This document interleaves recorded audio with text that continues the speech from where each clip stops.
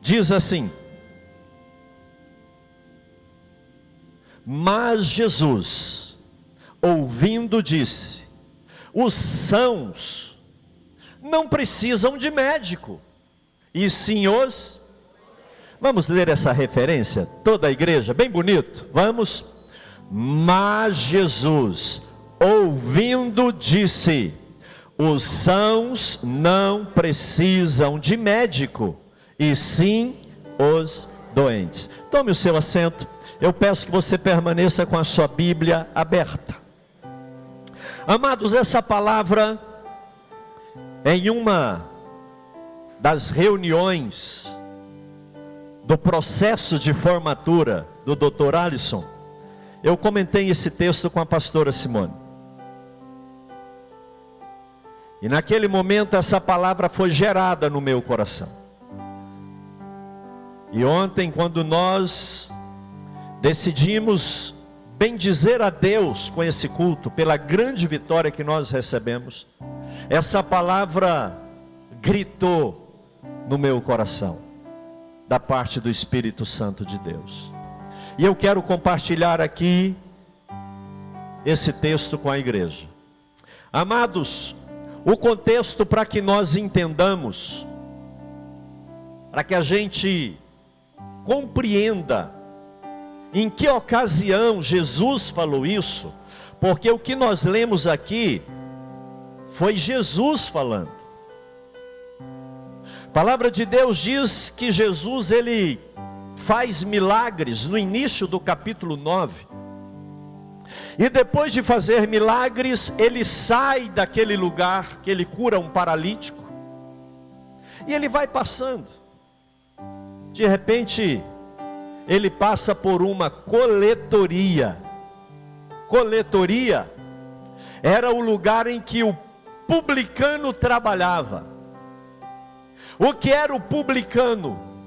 Publicano eram aqueles homens, funcionários do governo romano, encarregados de cobrar impostos em todas as províncias subordinadas ao governo, ao Império Romano. Então eram homens que faziam e prestavam serviços públicos, como? Cobrando impostos. Os impostos eram pagos nas coletorias ou nas alfândegas. E os funcionários dessas alfândegas eram publicanos, coletores de impostos. Imagine, você gosta de fiscal? Oh, bem-vindo na minha empresa, você veio me fiscalizar, espera aí, deixa eu colocar um tapete vermelho. Oh, faz um café quentinho. Não é comum. Geralmente o fiscal chega, né? O que foi? Não, está tudo ok, olha o documento lá, está tudo certo. Não é assim? Nunca mudou. Porque quando se recebia a visita de um coletor de impostos, era porque não se foi na alfândega pagar, não ia lá na coletoria, então havia aquele publicano que ia atrás, aquele fiscal, e se não pagasse, ele tomava à força. O império fazia desse jeito. E hoje não é diferente, né? Você não paga imposto, daqui a pouco a sua casa vai a leilão. Não paga imposto, daqui a pouco a sua empresa é fechada. Mudou a dinâmica. O processo é o mesmo. Amados, o certo é que Jesus passa por uma coletoria. E quem ele vê assentado lá dentro? Um homem chamado Mateus, ou Levi. Levi e Mateus, no Novo Testamento, é a mesma pessoa. Jesus vê aquele homem, e sem rodeios, ele para na frente daquela coletoria, e talvez Levi olha nos olhos dele e pensa, ele vai pagar imposto. Só que Jesus não paga imposto. Ele olha nos olhos de Mateus e diz uma palavra: siga-me.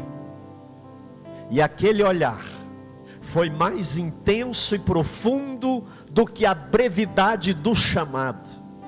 A Bíblia diz que Jesus chama Mateus com estas palavras: siga-me. Quantos aqui um dia ouviram o chamado de Jesus e decidiram segui-lo? Diga glória a Jesus. Eu me lembro como hoje, o dia que eu ouvi, me levantei como Mateus e segui Jesus.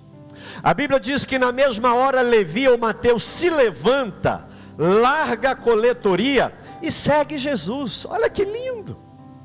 Ei, se você tem ouvido Deus te chamar, se o Espírito Santo tem te chamado para ter vida com Deus, levante. Levantar fala de mudança de atitude, de comportamento. Levante e siga. Mas não parou por aí, porque a Bíblia diz que Mateus fez um banquete na casa dele. Aleluia. Quando a gente aceita Jesus de verdade, a gente quer falar para todo mundo, a gente quer celebrar, a gente está na força do primeiro amor. Amém? Quem lembra do primeiro amor? Quem lembra? Aleluia, agora eu tenho salvação, meu nome está no livro da vida, eu sou salvo. Amados, Mateus levanta, segue Jesus, mas ele diz: espera aí, eu tenho que tornar pública a minha decisão. Aí sabe o que ele faz? Um churrasco em casa, trazendo para o contexto goiano, né? Goiano tudo é churrasco.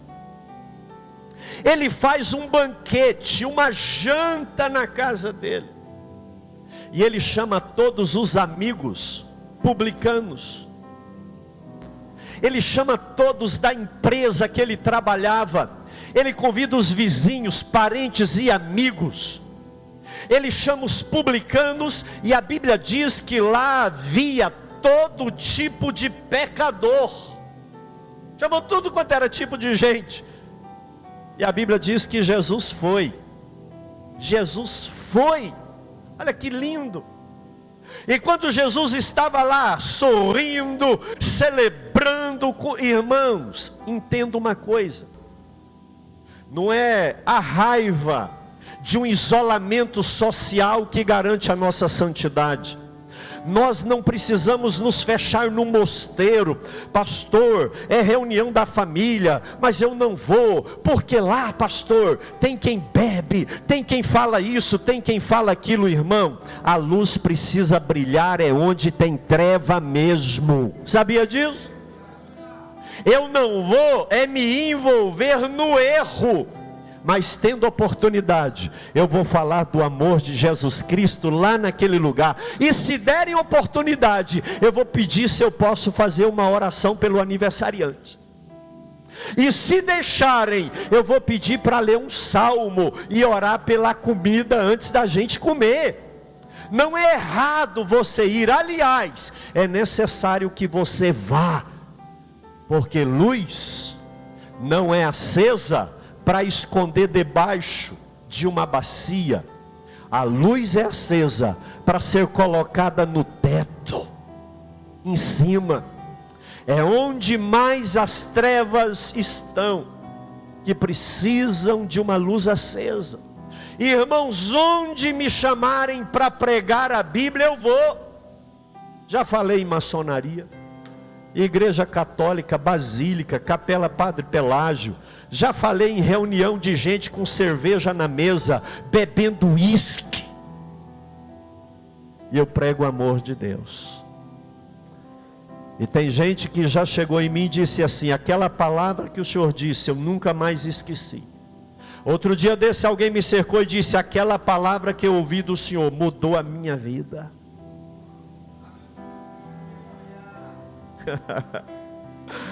Amados, só que os fariseus, diga fariseus, religioso demais, crente demais, sem Jesus tem poder. Oh, não pode não, como é que pode? Os fariseus, vendo Jesus no banquete que Mateus, o publicano, funcionário de Roma, que pegava o dinheiro dos judeus e levava para Roma, eles vêm aqui e falam o quê? O mestre de vocês, olha que afronta, olha que afronta. Eles chegam nos apóstolos e dizem assim: o mestre de vocês se assenta com publicanos e pecadores. Que Deus é esse? Só que eu glorifico o nome do Senhor, porque Jesus é onisciente. Eles comentaram com os discípulos. Jesus, onde estava, parou, bateu palma. Ei, eu tenho algo para falar. Todo mundo parou, abaixa o som.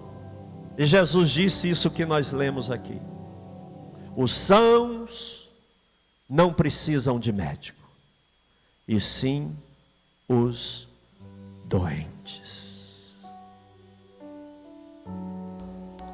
Eu não sei o que você está pensando, eu não sei o que passa no seu coração, mas existe um Deus que tudo vê. Ele conhece a sua lágrima silenciosa, e Ele sabe por que você veio nessa casa nessa noite. Ele sabe os pensamentos do seu coração. A palavra de Deus diz que sem que haja uma palavra nos meus lábios, Ele já sabe tudo o que eu vou falar. Antes que eu me levante, Ele já sabe tudo o que eu vou fazer. Sabe por quê? Porque Ele é onisciente. Diga para quem está do seu lado, diga: Deus te conhece. Deus te conhece. Jesus te conhece. Quando ninguém mais te vê, quando você sussurra no ouvido de quem está do seu lado, e não chega aqui, mas chega lá em cima, e Ele sabe todas as coisas. Amados, quando aqueles homens afrontam Jesus, o quê? O mestre de vocês se assenta para comer com publicano e pecadores. E pecadores aqui é todo tipo de gente. É prostituta, é ladrão, é mentiroso, é político, é gente ruim. O quê? É lá que precisa. Eu não vou me tornar um com eles. Eu não vou fazer aliança com eles. Mas é lá que o homem e a mulher de Deus devem estar. Não deixe de ir. Mas indo, não deixe de dar testemunho. Amém? Amado, Jesus diz isso daqui então: olha, os sãos não precisam de médico, mas sim os doentes. Alguns dizem que isso aqui era um provérbio da época. Muito provavelmente era um ditado, não um provérbio bíblico, mas um dito popular. O são não precisa de médico, mas sim o doente. Porque era algo que todo mundo ia entender o que Jesus falaria logo aqui na sequência. Porque depois de dizer isso, que o doente é que precisa de médico, Ele aponta para eles e diz assim: vão, vai embora, e aprenda. O que significa? Misericórdia quero, e não sacrifício. Deus não quer sacrifício, Ele quer misericórdia. E o que é misericórdia? É atender a necessidade daquele que está do seu lado. Misericórdia é você julgar menos e estender mais a mão. Misericórdia é pregar menos sermão e ser mais mão para levantar aqueles que estão caídos. Misericórdia é não julgar o que faz, mas se colocar no lugar da pessoa e dizer: talvez eu fosse pior do que ele ou do que ela. Jesus vira para eles e diz assim: o doente é que precisa de médico, agora vão e aprendam o que significa.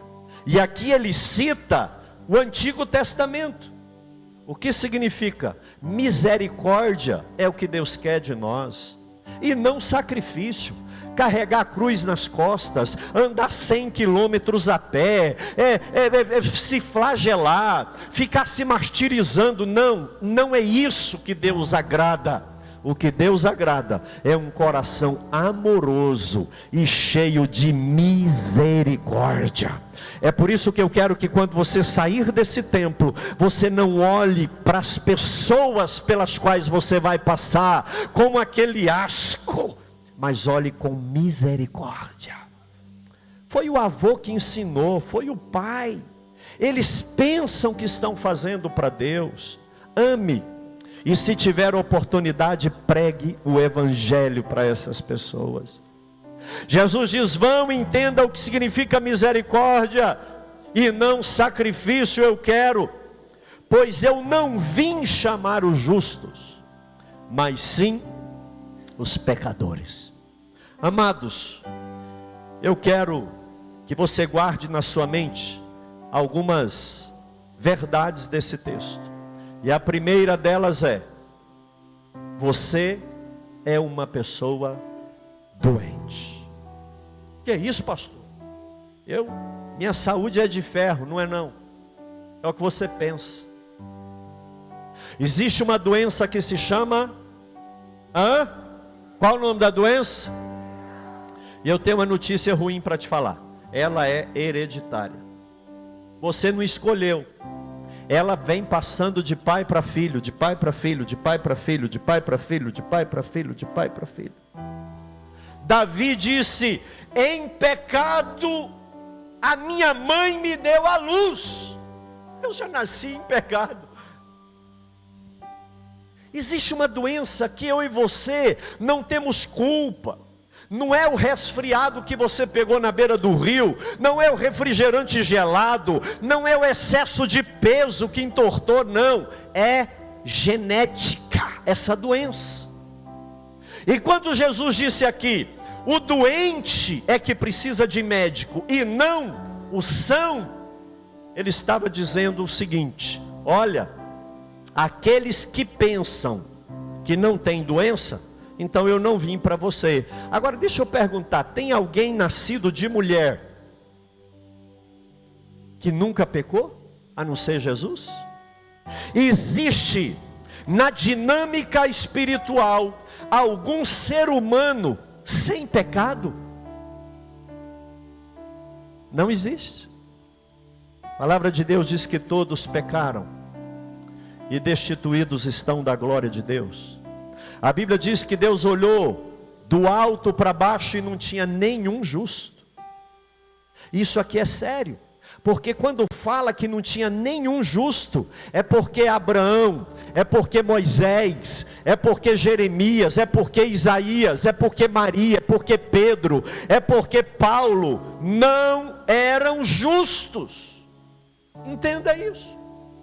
Deus olha e fala: não tem nenhum justo. Sabe por quê? Porque tem uma doença, e essa doença chama-se pecado. E eu e você, talvez você não soubesse, somos doentes com essa doença. O doutor Alisson me ajude. Surto é uma doença que dá aqui e acolá e acaba. Epidemia é quando uma região é tomada de uma determinada doença. Pandemia é quando pega geral, em todas as regiões. Diga assim: o pecado é uma pandemia. Diga: a terra toda está doente. Eu e você, doentes pelo pecado. Nossa mente pensa o que não devia. Nosso coração é mau. A Bíblia fala que a nossa justiça é como um trapo de imundície. Quando o homem pensa que é justo, é como um trapo de imundície. Sabe o que é trapo de imundície? Era um mods antes de existir mods. Um pano que as mulheres usavam no tempo que ela tinha ali a menstruação, e aquele pano era lavado escondido, era o pano da imundície. E a Bíblia fala que a nossa justiça é como um mods usado. Somos doentes. Somos doentes. Amados, não tem como fugir disso daqui. É genético. Dá uma cutucada nesse doente do seu lado aí e fala assim: é genético, irmão. Você não fez nada. Você herdou. Esse desejo incontido de mentir, essa vontade de furtar, de ficar rico a qualquer custa, esse desejo pela pornografia, isso é genético. Aleluia. Então, peraí, deixa eu terminar esse sermão. Você e eu somos doentes. O doente precisa de médico. Jesus é o médico dos médicos. Você entendeu? Eu sou doente terminal e tem um médico que cura a doença que eu tenho. O nome dele é Jesus Cristo, Filho de Deus. E o que eu achei legal aqui, doutor Alisson, que Jesus não é médico de consultório. A Bíblia diz que ele deixou o consultório no céu e veio atrás dos doentes. Peraí. Rapaz, você precisa, levanta e anda. Samaritana, conserta a sua vida. Benjamim, João, Pedro, Gilson, Alessandro, Manuel. O médico dos médicos não está te esperando no consultório para uma consulta. Ele vem ao seu encontro. Demando e de faço e decai. Levante a sua mão e glorifique o nome de Jesus.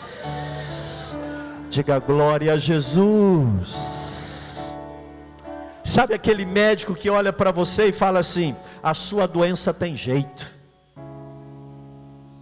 Eu tenho um medicamento que te cura. Fica tranquilo. Não é conversa para te levar, para embromar, não. Você vai ser curada. Você vai ser curado. Eu tenho a solução. Irmão, não é bom? Não é bom? Amém? Quem já ouviu o médico dizer isso? E você tomou o remédio ali, aquele carimbinho, aquela assinatura e deu certo. Não é bom? A gente fica até feliz com aquele médico. Que legal, o cara deu jeito para mim. Jesus dá jeito para você. Jesus deu jeito para mim. Porque Ele é o médico dos médicos. E Ele veio para curar, Ele veio para salvar. E o único que tem o remédio para a doença chamada pecado, chama-se Jesus Cristo. E eu vou perguntar uma coisa aqui para você. Gente, mas eu gosto de ganhar amostra grátis. Viu, doutorados? Quando eu for lá consultar, guarda uns lá para mim. Gente, é bom ganhar amostra grátis, não é? Quem gosta de ganhar amostra grátis? É bom demais. Você chega lá, o médico passa assim, e fala: não, mas eu tenho uns aqui. Vai lá, abre um armáriozinho, sempre tem um armáriozinho escondido. Vai lá, abre e vem com aquelas caixinhas, fala: leva isso aqui. Umas caixonas desse tamanho, tem 2 pílulas. Mas eles dão umas 10 caixonas, que aí dá uma caixinha, não é assim? Ele fala: tá aqui, amostra grátis, pode levar. Não precisa nem comprar. Fica melhor ainda, amém? Jesus não cobra nada de mim, de você. Eu e você somos salvos do pecado, é pela graça. É de graça. É de graça. É só estender a mão e deixar o médico dos médicos colocar o remédio na sua mão, porque é de graça. Quantos podem aplaudir o nosso Jesus, médico dos médicos? Foi assim com a samaritana, foi assim com o gadareno, foi assim com Mateus, foi assim comigo, foi assim com você? De graça, de graça. Ele me encontrou, arrancou o meu pecado e escreveu o meu nome no livro da vida do Cordeiro. Mas a terceira e última verdade que eu quero terminar esse culto aqui. Sabe, penso eu,